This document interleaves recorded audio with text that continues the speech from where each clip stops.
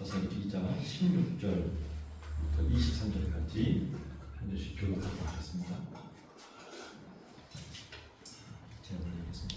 여호와께서 사사들을 세우사 노략자의 손에서 그들을 구원하게 하셨으나 그들이 그 사사들에게 순종하지 아니하고 오히려 다른 신들을 따라가 외면하며 그들에게 절하고 여호와의 명령을 순종하던 그들의 조상들의 행하던 길에서 속히 치우쳐 떠나서 그와 같이 행하지 아니하였다. 여호와께서 그들을 위하여 사사들을 세우실 때에는 그 사사와 함께 하셨고 그 사사가 사는 날 동안에는 여호와께서 그들을 대적의 손에서 구원하셨으니 이는 그들이 대적에게 압박과 괴롭게 함을 받아 슬피 부르짖음으로 여호와께서 뜻을 돌이키셨음 이거늘 그 사사가 죽은 후에는 그들이 돌이켜 그들의 조상보다 더욱 타락하여 다른 신들을 따라 섬기며 그들에게 절하고 그들의 행위와 패역한 길을 그치지 아니하였으므로 여호와께서 이스라엘에게 진노하여 이르시되 이 백성이 내가 그들의 조상에게 명령한 언약을 어기고 나의 목소리를 순종하지 아니하였은즉 나도 여호수아가 죽을 때에 남겨둔 이방 민족들을 다시는 그들 앞에서 하나도 쫓아내지 아니하리니 이는 이스라엘이 그들의 조상들이 지킨 것 같이 나 여호와의 도를 지켜 행하나 아니하나 그들을 시험하려 함이라 하시니라. 여호와께서 그 이방 민족들을 머물러 두사 그들을 속히 쫓아내지 아니하셨으며 여호수아의 손에 넘겨주지 아니하셨더라. 아멘. 한 주간 다들 잘 지내셨죠? 우리 옆에 있는 분들랑 잠깐 인사 나눌까요? 샬롬 감사합니다. 네, 반갑습니다. 어제 체육대회 잘 하셨어요? 체육대회 했죠? 네. 저희 피치도 어제 가보니까 바자회를 하는데 많은 청년들이 와서 너무 감사하고 날씨도 좋아서 얼마나 감사한지 모든 것들이 은혜였습니다. 제일 좋은 계절이 그런데 다들 뭐랄까요? 잠시 우리 공부하는 친구들은 지금이 제일 조금 시간 여유가 있어요. 특히 의대생들은 뒤로 갈수록 조금 압박감이 심하니까 지금쯤 좋아하는 카페도 가시고 산책도 하시고 좋은 시간 많이 갖게 되길 바라겠습니다. 자, 오늘 하나님 말씀 같이 한번 보겠습니다. 사사기 2장 말씀은 다른 것이 아니라 이스라엘 백성들이 가나안에 정착하면서 그들이 처음에는 하나님을 섬기다 나중에는 정착한 가나안 백성들의 그들이 따르는 신들에게 매료되어 이스라엘 백성들 전체가 다 여호와를 버리고 그들이 섬기는 바알, 아스다로 아주 매력적인 신들을 섬기는 그 일들을 지속적으로 반복했다라고 하는 내용이 등장합니다. 뿐만 아니라 우상 숭배를 통해서 가나안 백성들의 압제, 괴로움을 당할 때마다 하나님께서 누굴 보내셨어요? 사사들을 보내서 그들을 구원하시는데 그러고 나면 좀 나아질까? 하나님을 섬길까? 라고 했는데 다시 반복적으로 우상 숭배를 함으로 역사는 지속적으로 좋아졌다 나빠진다 좋아졌다 나빠졌다를 반복했더라 의 기록이 사사기 2장의 내용입니다. 사람들은 신앙생활 하다 보면 좋아졌다가 나빠졌다가 그렇죠? 우리 신앙도 마찬가지입니다. 때로는 은혜 받고 열정적인 어떤 계기가 있으면 기도도 열심히 하지만 또 때로는 쫓기는 것, 또 친구들, 환경 때문에 나빠지기도 합니다. 그런데 오늘 사사기에서는 우리가 이게 철기 시대이거든요. 철기 시대로 돌아가서 그 엄청난 시간들을 뒤로 우리가 돌아간다면 그 사회에서 어떤 일들이 벌어졌는지를 이렇게 고쳐진다면 우리는 참 많은 것들을 배울 수 있습니다. 무엇이 이들을 지속적으로 우상숭배에 빠지겠을까요? 우리는 현대인들은 다 우상과는 관계없이 살고 있죠. 특별히 우리 크리스천들은 절에 가시는 분들 안 계시잖아요, 그죠? 그렇기 때문에 불상 앞에서 절하거나 그런 분들도 안 계시고, 우리 모두는 다 우상과는 상관없다라고 생각하는데, 당시 가나안 백성들이 섬겼던 바알과 아스다롯이라고 하는 신은 왜 매력적이냐면, 바알은 농사에 필요한 비를 가져다 준다고 믿었고 생각했어요. 그러니까 곡식, 과일을 맺게 하기 위해서는 반드시 필요한 비, 이 비를 바알이 갖다 주고, 그 아스다롯이라는 이 여신은 그 수확량을 풍성하게 가져다 준다라고 믿었기 때문에 가나안 백성뿐 아니라 이스라엘 전체가 그 신에 대하여 절대적으로 의존했었습니다. 우리는 지금 그런 사회가 아니지만 당시 사람들에게는 생활에 가장 필요한 것들을 공급해주는 절대자로서 바알, 아스타롯, 그 신들에게 절을 하고 예배할 때 보상이 돌아온다고 생각했기 때문에 가나안 백성뿐 아니라 함께 살았던 이스라엘 백성들은 야훼 하나님, 여호와 하나님을 섬기긴 섬기되 대단히 어려워했어요. 왜? 여러분들, 우상은 뭐냐면 보이는 존재예요. 그러니까 바알 상을 멋있게 만들어 놓고 거기에서 예배를 했었는데, 야훼, 여호와 하나님은 형상을 만들 수 없었습니다. 단지 말씀으로만 백성들에게 전해졌는데, 하나님을 이렇게 섬겨라 라고 했는데, 그 하나님은 형상이 없고 요구하는 것은 정의, 평화, 사랑, 대단히 인격적인 것을 요구하는 여호와 하나님은 백성들이 따르기에 대단히 첫째, 추상적이고 나를 바꿔야 하고 인격을 변화시켜야 하는 이 여호와 하나님에 대한 매력도는 백성들에게는 대단히 떨어지는. 그래서 우리 바알 신전 가자. 바알 신전 거기 가면 예배도 드리고 볼거리도 많아. 모두 다 예배 끝난 다음에 먹거리도 많은데, 야훼 하나님은 어려워. 들어봐도 평화를 지켜라, 정의로워라, 이웃을 사랑해라. 그건 너무 어려워. 평소에는 내 마음대로 하고 싶은데 하나님을 섬긴다는 것은 대단히 없다고 생각을 했고, 이 모든 생각은 사람 다 비슷합니다.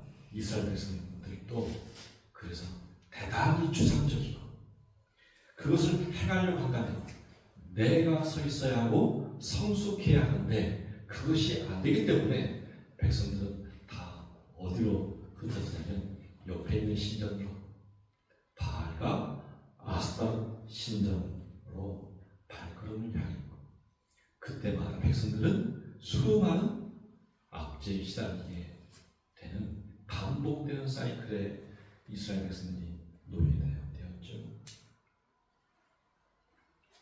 여러분들, 우상이란 다른 것이 아니에요. 바알, 아스타롯은 인간의 욕망의 투영입니다.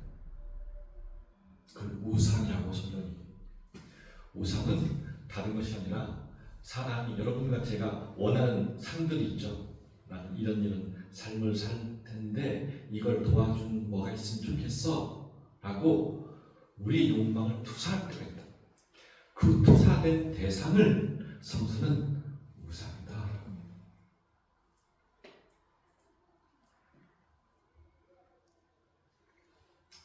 보이지 않는 하나님 대신 보이고 우리 욕망을 직접적으로 투사하고 또 결과적으로 그것이 확률적이든 뭐든 바울에게 예배를 드렸는데 어느 순간 비가 오고 농작물이 풍성해질 때 백성들과 가나안 사람들은 야훼보다는 자신의 삶을 직접적으로 생활에 필요한 것들을 연결시켜주는 그 우상인 존재 바알에게 다 예배를 드리게 되었습니다. 인간은 끊임없이 어디에 사로잡혀 살아갑니다. 여러분과 제가 삶을 살아간다는 것은 여러분들 사로잡혀 살아갑니다. 중요한 것은 그 대상이 나를 집어삼키느냐 그 대상으로부터 좀 자유롭냐 이 차이가 있을 거예요. 문제는 뭐냐면 내가 욕망을 투사했는데 그 존재가 대상이 나를 집어삼키면 어떻게 돼요? 존재를 파괴하고 그렇게 되는 것을 성서는 말로 하지 않지만 우상이다. 우상이 네 존재를 전체를 다 집어삼켰다. 여러분들 생각해 보세요. 나는 어느 그 무엇으로부터 또 자유롭다라고 하면 건강하신 분입니다. 그러나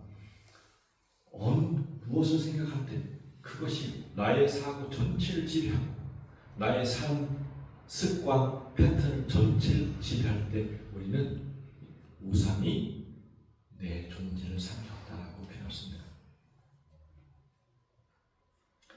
현대인들에게 우상은 뭘까요? 저는 두 가지로 이야기하고 싶습니다. 첫째는 현대인에게 우상은 기술입니다. 여러분들 기술을 따라서 우리가 살 수 있습니까? 없습니다. 현대인들은 저희들도 지금 이제 동영상을 잘 촬영하고 있는데 현대인들은 기술을 삭제하는 순간 내 존재가 거의 원시인으로 돌아가기 때문에 기술로부터 자유롭지 못합니다. 자, 기술의 대표적인 것이 이 핸드폰이죠. 이 핸드폰에는 모든 것이 다 들어가 있습니다. 여러분들 이 근방에 맛있는 카페에 원하신다면 챗GPT한테 물어보면 순식간에 가장 좋아하는 우리 취향에 맞게 검색하면 그대로 나오죠. 그런 것들을 다 가르쳐줍니다. 기술입니다. 기술의 특징이 뭐예요? 함정이 뭐예요? 시간을 견디지 못하게 합니다. 여러분들 인공지능 쓰고 우리가 SNS 하고 무엇을 시청하고 할 때 우리도 모르게 뭘 못하냐면 기다리는 것을 알지 못합니다. 참아내지 못합니다. 인내하고 깊은 호흡을 하고 좀 기다려보자 라고 지연시키는 능력들이 모두가 다 떨어져 있습니다. 현대인들 기다릴 줄 아는 분들이 여기 계십니까? 어떤 상황 속에서도 침착하고 다음이 되겠지 기다려보자 라고 하시는 분들이 많이 계시면 좋겠는데 점점 기술이 발전하면 발전할수록 우리는 어떤 존재로 바꾸냐면 참지 못하는 존재로 바꾸는 것입니다. 지속적으로 좀 더 충동적이고 즉각적으로 결과가 나타나야 하고 그 결과를 봐야만 흔쾌히 좋아 라고 감정을 갖게 되는 기술이라고 하는 것이 인간을 점점 우리 모두를 다 인내하지 못하게 만들고 있습니다. 그뿐인가요? 여러분들 지난번에도 얘기했지만 산다고 하는 것은 외로운 일이고 홀로 걸어가야 하는 길이에요. 사는 것이요. 혼자 있는 것을 못하면 삶 전체가 매듭이 꼬입니다.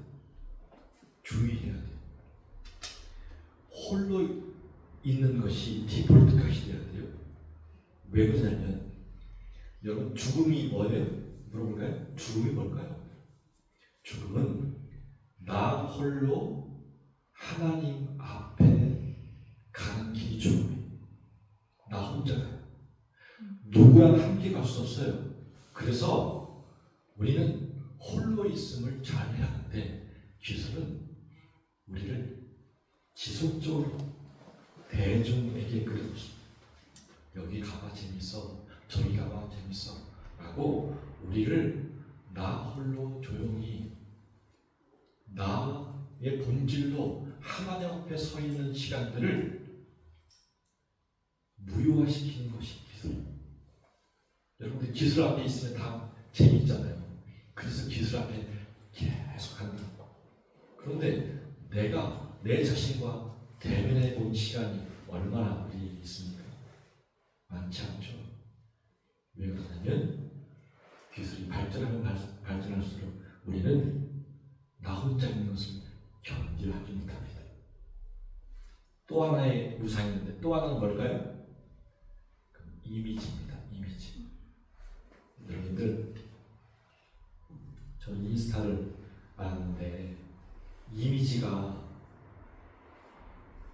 전부인 게 이 세상이라고요. 그 이미지를 보고 인간들은 열광하고 이미지를 소비하죠. 여러분 아름다운 건 좋은 겁니다. 그런데 문제는 뭐냐면 아름다움이 절대화되어서는 안 됩니다. 아름다움을 절대화하고 아름다움을 지속적으로 따를 때 우리도 모르게 그 이미지 때문에 우리 존재 전체를 삼켜버린다는 거예요. 아이돌이 어떤 존재예요? 아이돌은 이미지를 극대화한 존재가 아이돌이다. 우리도 모르게 모든 우리 평범한 사람들은 아이돌처럼 되려고 우리도 노력하죠. 그런데 그게 됩니까? 잘 안 되죠. 하나님은 우리에게 이미지를 극대화하라고 말하지 않습니다. 단지 이렇게 얘기합니다. 너는 내 앞에서 너 자신이 되라. 내 앞에서 내가 너를 창조하였으니 네 모습 그대로 내 앞에 서 있으라. 주님이 말씀하신다. 근데 우리는 자꾸 타자가 되려고 하는 욕망을 이미지로부터 배워서 그 이미지를 소비한 결과 계속 오박하죠. 그래서 힘든 겁니다. 모든 사람들이 이미지에 삼킴을 당해서 우리는 괴로움을 당하고 있습니다. 여러분들 우상의 특징이 뭐냐면 우리 즐거움을 약속하고 홀로 있는 시간들을 삭제해주고 그래서 우리를 보이지 않는 환상, 유토피아로 계속 끌고 간 것이 우상의 특징입니다. 여러분 아십니까? 불교에서는 삶의 본질 뭐라고 얘기해요? 따라 불교에서는 삶의 본질 뭐라고 얘기할까? 혹시 아시는 분 계십니까? 불교에서는 삶의 본질을 고통이라고 얘기합니다. 이 중요합니다. 옛 선인들, 예수님을 믿지 않았던 좀 지식인들이 삶을 곰곰이 태어나서 생각해보니까 너무 괴로운 거예요. 하는 일마다 내 뜻대로 안 되고 어긋나고 그래서 두따 같은 경우는 출가해서 곰곰이 생각해보니까 삶의 본질은 고통이다. 참 영감 있는 생각이에요. 여러분들 인생은 그 자체가 사실 이 땅에 태어난 모든 존재는 괴로움을 경험한 것이 인생입니다. 그 괴로움을 상쇄시켜야죠. 맞습니다. 그런데 그 괴로움을 영으로 만들려고 하는 노력은 위험합니다. 이 땅에서 우리가 그 괴로움이 전혀 없는 세계를 만들겠다. 그 땅은 어떤 나라일까요? 만들어낼 수 있을까요? 자, 한번 예를 들어 인공지능이 발전하고 그 인공지능을 넘어가는 범인공지능 AGI라고 하나요? 그 초인공지능이 나올 때 인간은 영생을 추구하게 됩니다. 의학적으로. 그러면 우리가 이 땅에서 죽지 않고 영생한다 가정해 봅시다. 그러면 이 땅이 천국이 될까요? 영생을 해요. 여러분과 제가 여기서 영생한다고요. 그러면 천국이 될까요? 영생을 해도 문제가 생길 것. 어떤 문제? 관계의 문제. 저와 하은이가 갈등관계 있다고 가정을 해보자고요. 근데 하은이도 죽지 않고 저도 죽잖아요. 1000년을 그렇게 살아요. 2000년을 그렇게 살아요. 3000년을 산다고 생각해요.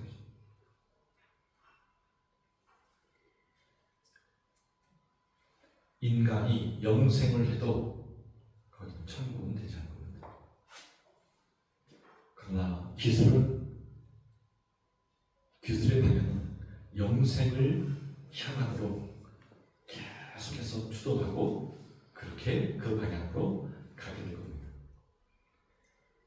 그래서 기술을 볼 때 과연 이 기술의 발전이 우리 크리스천들에게는 도움이 될까 위협이 될까? 저 같은 경우는 곰곰이 생각해 보는데 위협도 되고 도움도 되는데 참 뭐랄까요? 이걸 규정해서 말하기가 참 어렵습니다. 그런데 주시해서 말해야 합니다. 기술이 인간의 지능을 넘어설 때 여러분 그때부터는 새로운 세상이 열릴 텐데 과연 그것이 하나님 나라가 될지 하나님 나라를 집어삼키는 또 다른 것이 될지 우리 주시해서 봐야 합니다.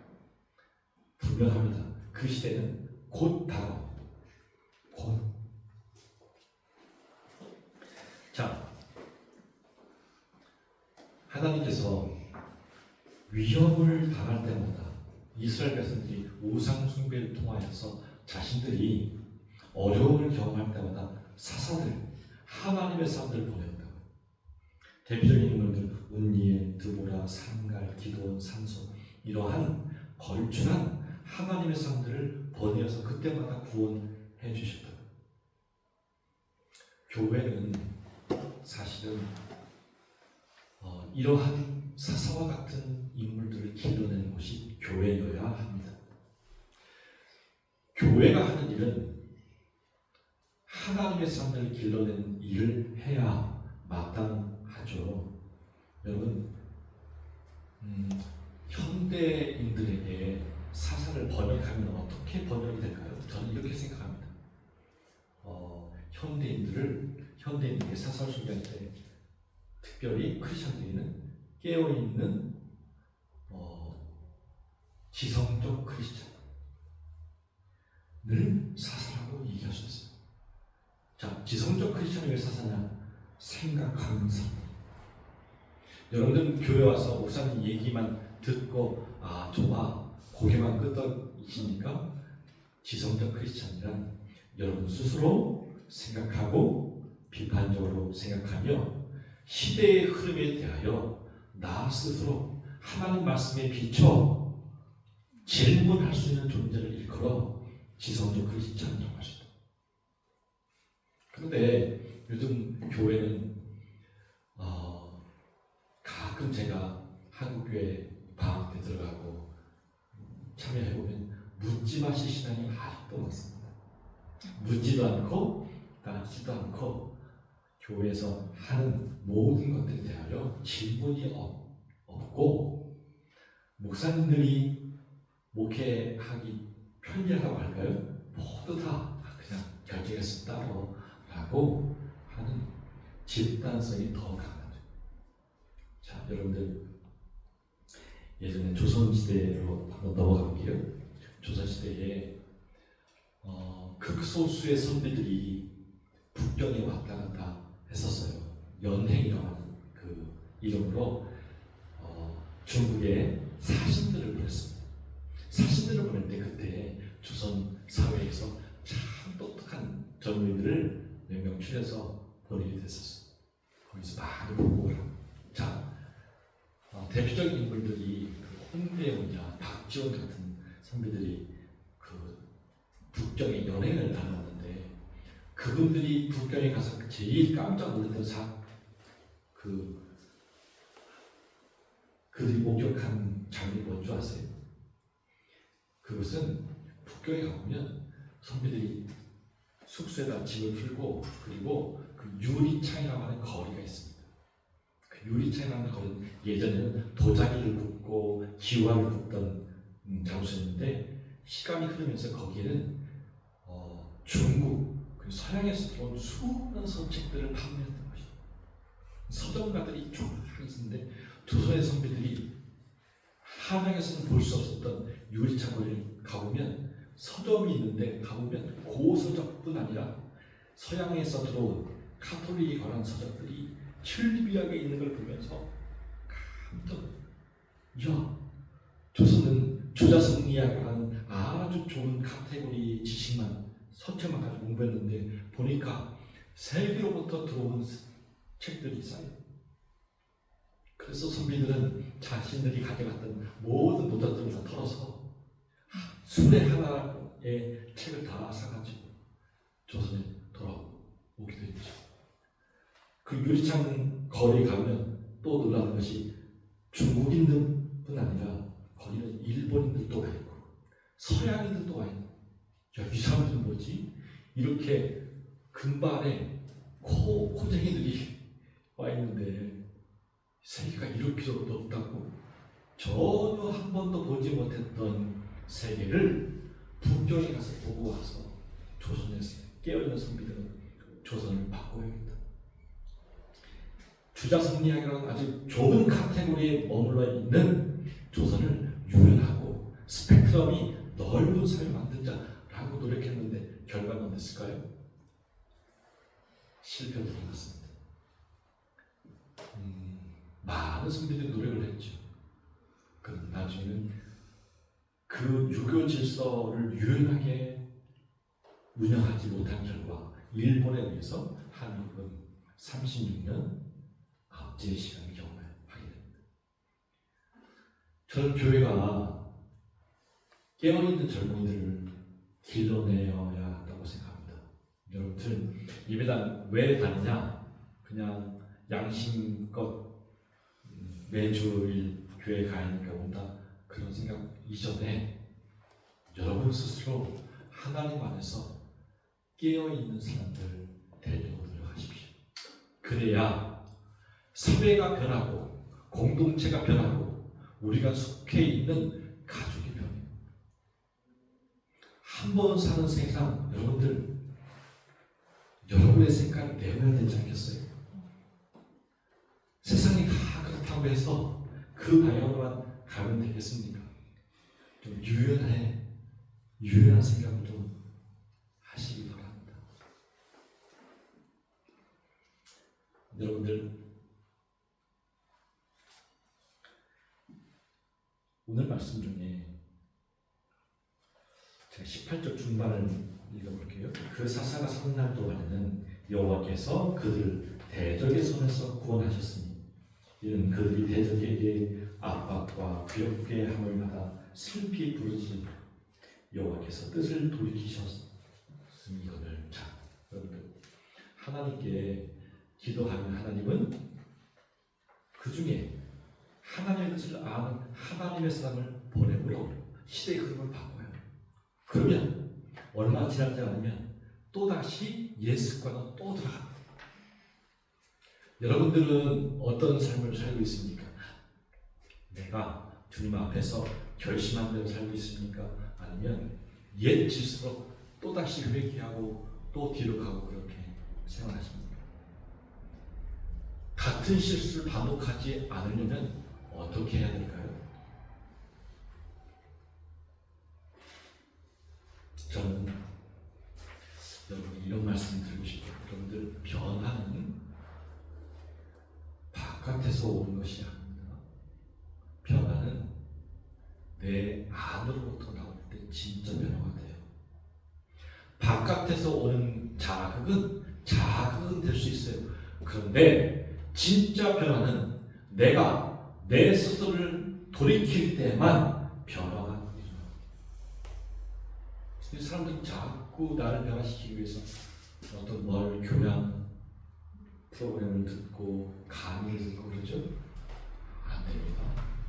변화는 내가 스스로 내 아들로부터 결단할 때만 일어나는 것이 변화입니다. 그 누구도 외부로부터는 고치지 못합니다.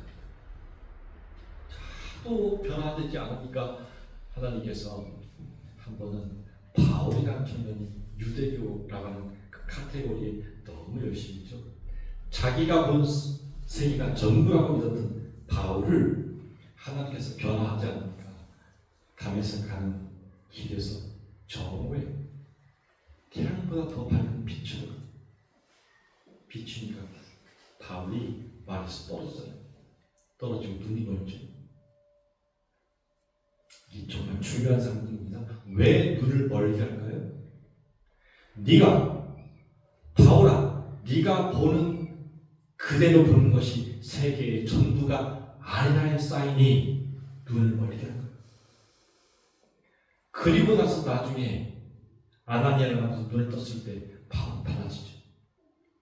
하도 자기가 보는 관점대로 보니까 주님은 바울아, 너의 눈을 닫고 새롭게 눈 떠라. 그때부터 내가 너를 새로운 길로 방향을 가르쳐주겠다. 그 사이에 눈을 멀게 한 거예요. 여러분들, 우리는 다 바라봅니다. 여러분들 다 보이시죠? 네. 저도 여러분들 다 잘 보입니다. 그런데 보는 것이 다 본다고 본다는 것이 아닙니다. 어떤 사람은 사람을 볼 때 다른 관점으로 더 깊이 보고, 어떤 사람들은 보이는 그대로 보죠. 이 친구는 이런데 보이는 데는 보는 사람이 있고, 때로는 다른 관점으로 하나님의 형상을 닮았구나, 귀한 존재다. 우리가 돈이 없고 성적이 낮고 그래도 참 하나님께서 기가 막히게 귀한 존재를 내 눈앞에 보여주시는 다르게 보는 존재들이다. 부탁하긴 여러분들, 그 무엇에 사로잡히는 것을 주의하십시오. 여러분과 저는 약한 존재이기 때문에 무엇인가 사로잡혀 삽니다. 어떤 존재가 됐든 물질이 됐든 어떤 대상이 됐든 무엇인가 마음이 가 있어요. 그런데 그 존재가 여러분과 저를, 우리 존재 전체를 집어삼키게 놔둬서는 안 돼요. 집어삼키만 된 것을 우리가 의식하지 못하기 때문에 그냥 이렇게 사는 거예요. 그런데 이미 존재 전체가 그 대상이 다 넘어가 있습니다. 정말 기가 막힌 방법으로 사단은 우리 존재를 다 집어삼키고 있습니다. 우리가 모를 뿐이지.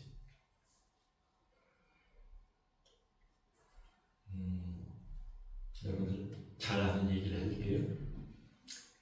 야곱이라는 존재는 엄마 뱃속에서 나올 때부터 형님 발 뒤꿈치를 붙잡고 나왔잖아요. 이 뜻이 뭘까요? 나는 이기면 이겼지 경쟁에서 뒤처지지 않을 거야의 표현이 형님 발 뒤꿈치를 잡고 나온 존재가 야곱이랍니다.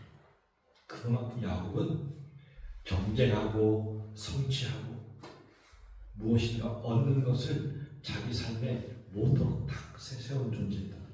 그래서 정말 많은 부를 쌓았죠. 아빠도 속이고, 그렇죠?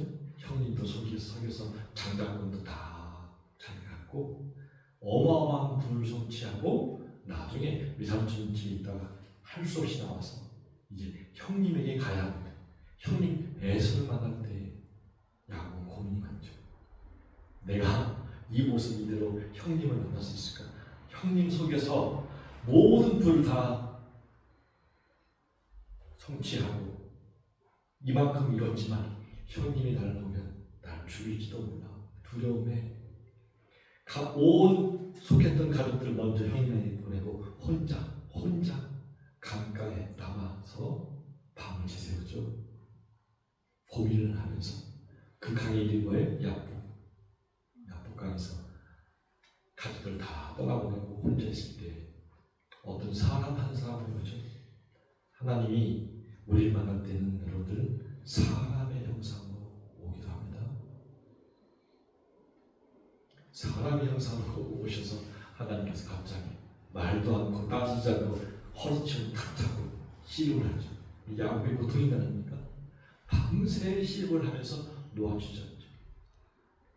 그러자 하나님이 어떻게 해요? 야곱의 환도뼈 엉덩이 쪽을 때리죠. 아마 여러 번 쳤을 거예요. 한 번 치고 두 번 치고 세 번 치고 어느 순간 결정적인 순간 뼈가 부러지니까 그때 이제 놓죠. 그때 주님이 묻습니다. 내 이름이 무엇이냐? 야곱입니다. 여러분 이게 뭔 뜻이에요? 하나님은 우리를 만날 때 우리의 정체성을 묻는다. 우리 이름을 말하죠. 저는 최하원입니다. 하원입니다. 이렇게 이름을 말하죠. 이름을 묻는다는 것은 너는 어떤 존재로 살아왔느냐를 묻는 거야. 너는 어떤 존재인데 나를 놓지 않고 이런 식으로 씨름을 해왔느냐라고 묻는 거야. 뭐 말인 거예요? 야곱은 상대가 누군지 모르지만 이기기 위해서 씨름하면서 가진 수를 다 썼을 거예요. 그때마다 상대했던 하나님이 야곱의 허리 쪽을 계속 때리죠. 놔라. 이 방법은 안 된다. 놔라. 지속적으로 놓지 않을 때 완전히 뼈를 부러뜨려. 여러분 변화는 아픈 거예요. 우리가 여러분과 제가 어떤 습관이 변하지 않으면 하나님은 지속적으로 묻고 자라고 주십니다. 바꾸지 않으면 너 몸이 아파. 지속적으로 되시다. 그리고 이론을 묻죠. 이론을 물었을 때 나는 야곱입니다. 거기는 수많은 자기 고백이 들어있어요. 저는 이런 방법으로 삶을 살아왔습니다. 예, 대답이 저는 야곱입니다. 그때 하나님께서 아니다. 지금부터는 네 이름을 야곱이 아니라 이스라엘이라고 이름을 바꾸라. 새로운 이름 주시죠. 이게 무슨 뜻이에요? 하나님과 싸워 이겼다고 하는 이스라엘이라는 이름을 왜 줬을까요? 야곱이 이겼어요? 이게 아이러니인데 야곱은 졌지만 이름을 주면서 이 의미는 이제부터 너는 네 방법이 아니라 하나님의 방법대로 사는 존재가 될 것이다. 의 이름이 이스라엘이라. 야곱이 이긴 것이 아니라 너는 네 방법대로 하면 지고 죽을 수밖에 없어. 그런데 이스라엘이라는 이름을 주시면서 새로운 방법으로 살아라고 이스라엘 이름을 주시죠. 자, 여러분들 기억합시다. 변화하는 것은 쉽지 않아요. 저도 그렇고 모든 존재가 변화를 꿈꾸지만 여러분들 내 자신, 내 마음대로 바꿀 수 있는 분들이 몇 분 계신가요? 저도 다이어트를 하고 싶은데 안 될 때가 많고 아침에 이제 우리 민준이도 없으니까 일찍 일어나고 싶은데 마음 편하게 눈 떠보면 7시 반이고 저도 잘 안 되더라고요. 그러면 여러분과 저는 어떻게 내 자신을 바꿀 수 있을까요? 그 변화는 외부가 아니라 나 스스로 내면에서 나올 때만 바꿀 수 있습니다. 안 되면 하나님 직접 와서 변화하기 위해서 우리 몸에 상처를 입히신다. 야곱이 그래서 상처를 입고 대신 얻은 것이 뭘까요? 야곱은 이게 자 보십시오. 황금뼈를 다쳤으니 야곱의 걸음걸이가 어떤가요? 절뚝절뚝거리겠죠?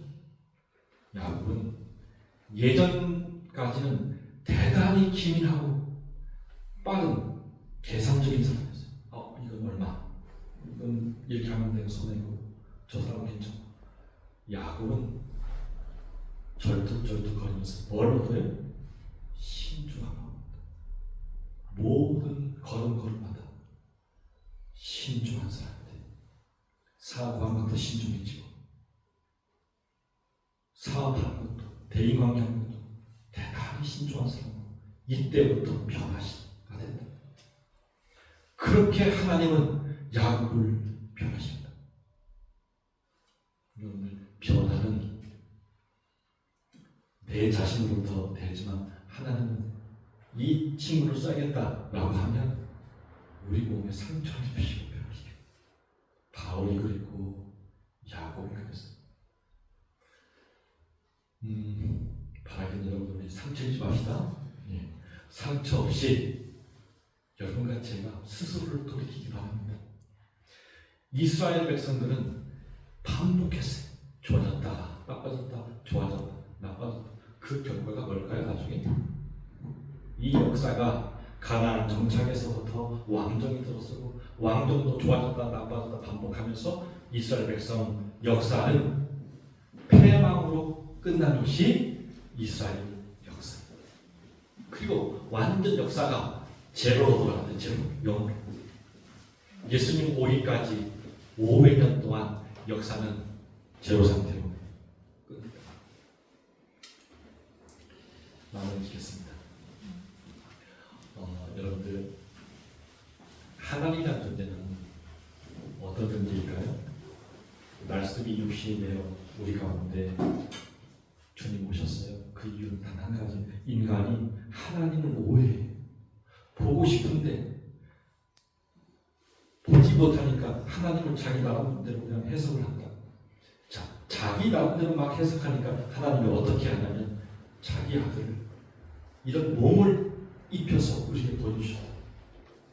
자, 요한복음에 보면 그 예수님이 처음 일으킨 기적의 사건이 뭔지 아세요? 가나 호리단지에서 물을 가지고 포도주를 변화시킵니다. 이 사건이 의미하는 바가 대단히 큽니다. 인간은 다 자기 한계를 갖고 살아요. 자, 결혼식을 했는데 포도주가 떨어져요. 주인장은 얼마나 포도주를 많이 준비했을까요? 아들이고 딸 결혼식 때 얼마나 좋은 포도주를 다 준비하고 있었을까요? 그런데 그 포도주가 다 떨어져간다. 인간은 아무리 자기가 준비해도 자기 한계를 넘을 수 없는 것이 인간. 실력의 한계, 인격의 한계, 경제적 한계, 모든 인간은 다 자기 한계를 넘어요. 마리아가 예수님한테 가서 아들 포도주가 없다. 예수님도 성격이 까칠해요. 여자요. 나와 무슨 상관이 있습니까? 내 때가 합니다. 그런 아들이라고 예수님도. 그러니까 우리 아들 키우는 거 여러분들 까다롭지만 잘 키워주십시오. 아들이 어렵습니다. 자, 중요한 것은 예수님은 또 어떤 분이냐면 앞에서는 노 해도 그 사람이 진심으로 봅니다. 어머니가 진짜로 급하고. 그래서 하인들이 그 돌 하나에다가 물을 다 담게 하죠. 그리고 그 물을 연회장에 또 보내죠. 그러면서 기적을 일으키죠. 이 사건이 말하는 바 뭘까요? 우리는 물을 포도주를 변했던 그 포도주 마셨으면 참 좋겠다. 우리는 그 생각만 하죠. 아니요.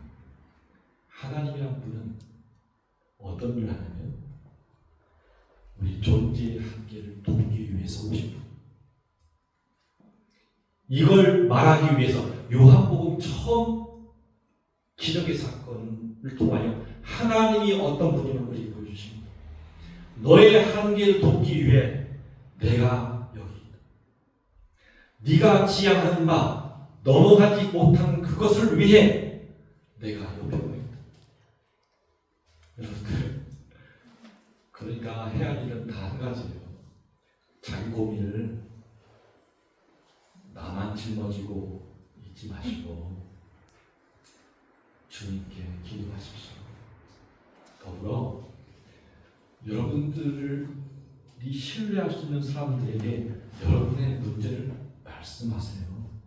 자기 문제를 혼자 안고 고칠 수 있는 사람은 거의 없습니다.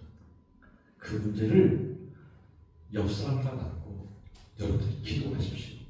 그래야만 여러분이 갖고 있는 한계를 조금씩 변화하실 수 있다.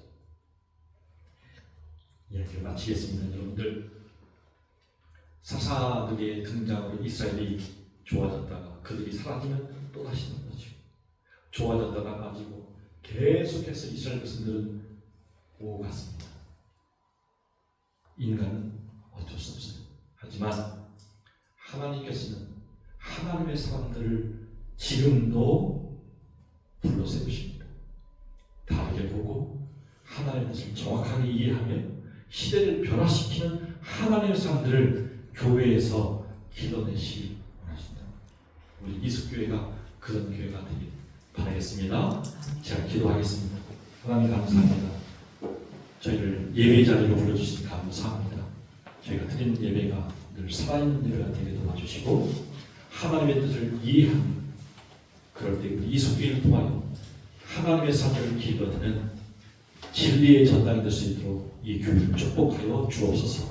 감사하며 예수님의 이름으로 기도합니다. 아멘.